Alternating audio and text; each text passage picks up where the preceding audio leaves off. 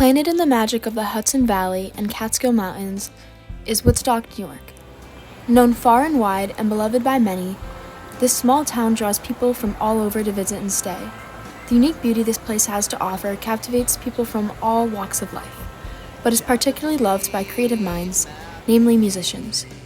This is Kevin Salem, a man of many roles, including being a singer-songwriter, guitarist, record producer, father, an involved community member, and much more, sharing his story about why Woodstock.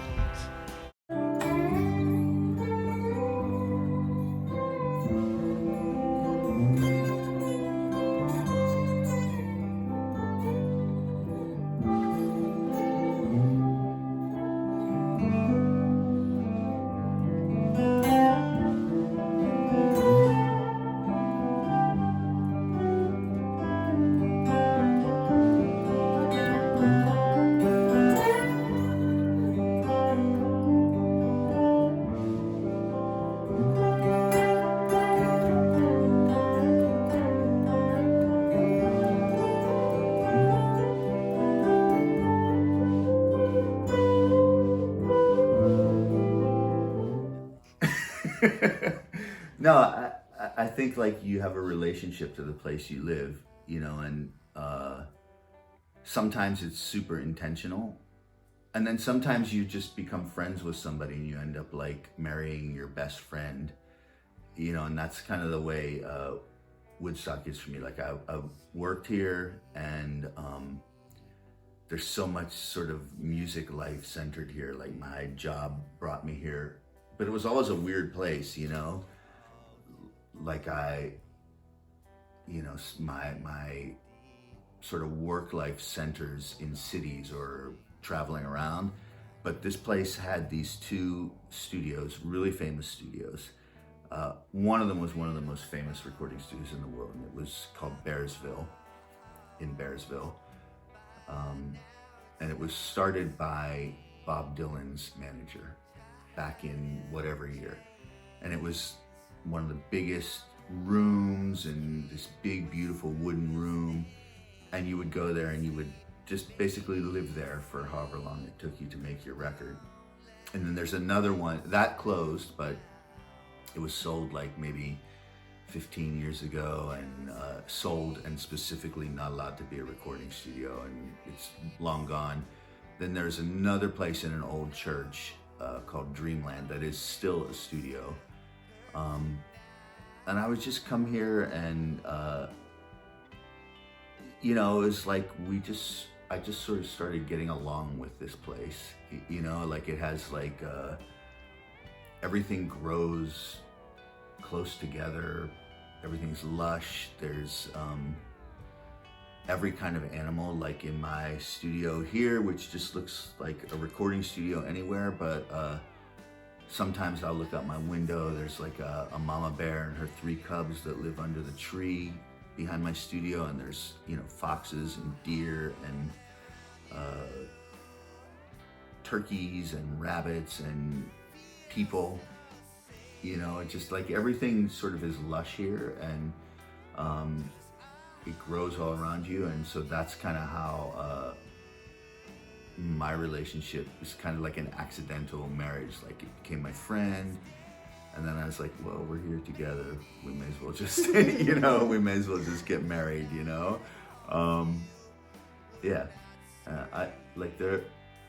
I have like my little corners here. There are so many places that people talk about that are like within 3 miles of my house. Like they're like, oh, it's on whatever, Hasbrook Lane, or they'll name some place, or like they'll name like even a town. Like not Stone Ridge, I know where that is, but there's like all these little towns and villages around here, and I'm like, I've never been there, and like it's like 3 miles from here. So I have like my little habits, like my little places, my cafes where I go in the morning, places where I walk, places, the route I took for, 13 years while my kid was in school, taking her back and forth to school. Like I know that route really well. It's actually almost a pleasure not to drive it, 10 times a week, but Yeah. Uh,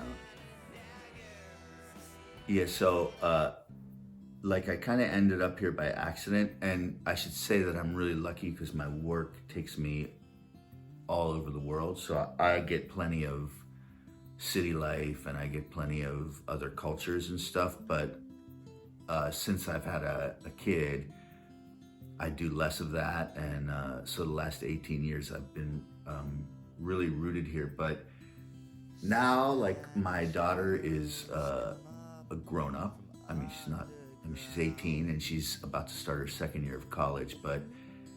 And so sometimes I think about how I'm able to move anywhere I want and I could live anywhere I want. So, like most people my age, I spend an inordinate amount of time on Zillow. Like, just kind of like, fantasizing and, noticing that like I could buy a house in Detroit for like $3,000, or, that like homes in my hometown cost almost nothing, or, holy shit, right outside of DC, I couldn't afford to live in any like little space, but I find these beautiful homes. Like recently, I had a crush on this house in New Mexico, and it was beautiful. And like I could see like waking up there, I could see like making music there, I could see having my studio there. I fantasized that there must be really cool people around there. But then I looked, and like it was kind of like a desert. Like it just wasn't this, and like I've looked at every city in America. Like I've just like thought, oh, I could live there. But even before my daughter was born, some days I would wake up and think like, I live in my favorite house, in my favorite town, in my favorite state, in my favorite country. A lot of other musicians here, I probably know less musicians here than I've known in any other place. The ones that are my really good friends, I'm really connected to. But the thing that's different here is, and it's partially from having a child, but here I get to be, I'm like Emily's dad. Like that's almost my name, and people can know me as many things without knowing what I do. And, it's not like I'm famous anywhere, but here I just quietly do my work, or I guess it's not quiet, I make a lot of noise in my work, but like I just very quietly can do my work and be out in the community, and I know more people that aren't musicians than I've ever known. And that's like really cool, like I know families and,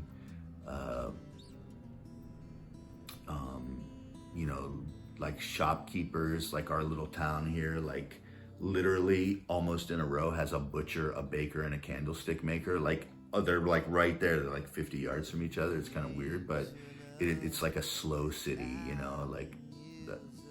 like that sort of slow city movement of like this. There will never be a Starbucks here or anything like that. It's just kind of, everything is kind of quiet, slow, including like when you need work done on your house, it can take like forever. The pace I work at here is not frantic. I don't work like 18-hour days the way I used to in studios in New York. Yeah, it's just slow and easy. Yeah, so like no matter every single place in the world that I've ever been, like the most, whether it's like the Middle East or Russia or Asia, anywhere in Europe. When I say I'm from Woodstock, people immediately make an association with that. And so right before COVID kind of shut things down, I did a tour in Italy, and particularly in some of those European countries, they're very tuned into like American music, right? So not like pop music, like, Taylor Swift or whatever, but the more obscure, like the things that happen in towns and rooms like this. And I don't know what makes the music that I make be categorized as sort of American music, but they do. And so I have this song called Home Again that I wrote about when I lived in Brooklyn when I was younger, and I came home from a tour, and it was a tour of Holland. Touring Holland you can play every city in Holland in like a month, right? So we were there, and I came home when I was young, and so I, came home without any money, and my flight landed at JFK at like 5 in the morning. I had to ride the subway home, and I got off the subway at 7 a.m. and it just felt really great. I lived across the street from a high school, and like everybody was, was sort of just coming, the subway, people were pouring out of the subway and all this stuff, and I went upstairs to my apartment, and I made up this song about, about being home, and it was about New York City. And New York City is like Woodstock in that it has this sort of like iconic reputation around the world. But the thing about that is that like I lived in New York until I didn't. And I came here, and I think the thing that happens here for me is that things just slow down just enough to like keep them suspended in a way. Like it's a great place to like raise a kid, and in the end, it's just a great place to call home until I don't. But it's been a long time, and like this place, it just,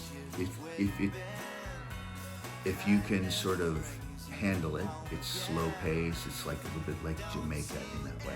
Like it's a little trippy and weedy, and if you can handle the slow pace, like it's a great place to create. There are lots of creative people here.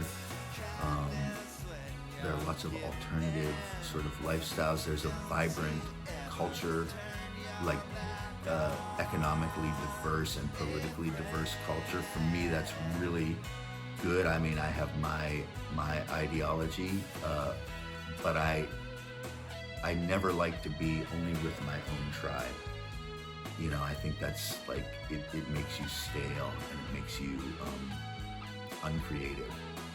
So to me, like if I were making a new song about home, it would be about this place, because like this is my home for the foreseeable future.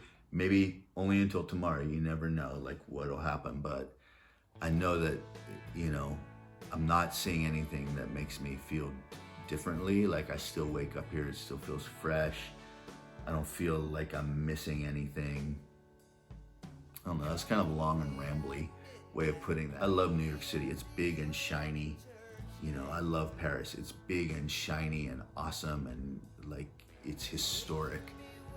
But Woodstock just kind of makes me go like, what is happening here? It's just a curious little place to be, and I love curious little places. Yeah, like, so my daughter, she's being educated like you, like she's getting like a worldly education, but there's still something that brings her back here. My hometown, I will never see it again. I may, but my family's all gone from there. There's a strong possibility I will never go back as long as I live. It didn't keep growing. It just stopped. It was a coal mining and steel town, and when steel stopped, it stopped. And like the last time I saw it a few years ago, it was like walking into 1945. I mean, it just looked old, and it's beautiful, it's magical and all that stuff, but I probably will never go back there, but I notice people keep coming back here, and every weekend, I actually love it. Some of the local people don't like it. I love all these tourists. I love that people come here, and sometimes I try and imagine what it would be like to not live here and see it, as a tourist. Like, what would I think of this weird little town? So it's fascinating to watch people just milling around the streets.